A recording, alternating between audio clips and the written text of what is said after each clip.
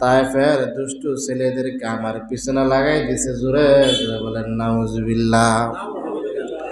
আল্লাহর রাসূল সাল্লাল্লাহু আলাইহি সাল্লাতু ওয়াসসালামের পালক পুত্র যায়েদ ইবনে হারিস বলেন, বৃষ্টির মতো বিশ্বনবীর উপরে পাথর নিক্ষেপ করতেছিল।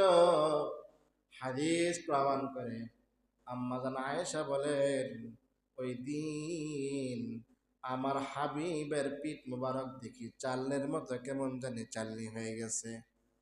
তায়েফের দুষ্ট লোকেরা আমাকে মারতে মারতে পাগল বানাইয়া ফেলছে। একবার দুইবার নয়, তিনবার আমি মুহাম্মদ বেহুশ হয়ে গিয়েছিলাম। ওই হাদিসের মধ্যে আম্মা জান আয়েশা বলেন, ও ইয়া রাসূলুল্লাহ, ইয়া হাবিবাল্লাহ, উহুদের যুদ্ধ যখন কায়েম হয়ে গেল, উহুদের যুদ্ধের দিন আপনার দাঁত মোবারক শহীদ হয়ে গেছে, মাথার ভিতরে বিশাল বড় লোহার কড়া নেইবা গেছে। ওগো আল্লাহর নবী, ওই দিন মনে হয় আপনি সবচাইতে বেশি কষ্ট করেছেন। আল্লাহর নবী ডাক দিয়া বলে, না না, আমার দাঁত মোবারক শহীদ হয়েছে, আমার মাথার ভিতরে কড়া নেইবা গেছে, আমি তেমন কোনো কষ্ট পাই নাই। এই দিন তায়েফের ময়দানে আমার চাচা ছিল না, আমার বিবি ছিল না, আমি একা ছিলাম।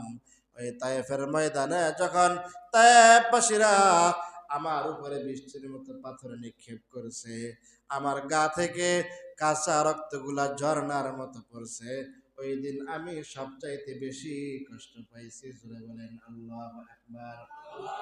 তায়েফের মানুষগুলা ইসলাম ধর্ম গ্রহণ করে না, বরং নবীকে পাল্টা আমার দূর করে দিল। তায়েফ থেকে মক্কায় যখন আবার ফিরে আসলো, মক্কার বেঈমান কাফেররা ডাক দিয়া বলে, হে মুহাম্মদ, তুমি শুধু বারবার বলো এক আল্লাহ আছে, এক আল্লাহ আছে। তুমি যে তায়েফের ময়দানে গিয়া মার খাইলা, তায়েফের ময়দানে গিয়া রক্ত দিলা, তায়েফের ময়দানে ছোট্ট ছোট্ট মানুষগুলা তোমাকে ঢিল মারলো, তায়েফের ময়দানে পাগলের মতো তোমার গলার মধ্যে রশি লাগাইয়া তায়েফের ময়দানে তোমাকে এত কষ্ট দিল, তোমার আল্লাহ কোথায় ছিল?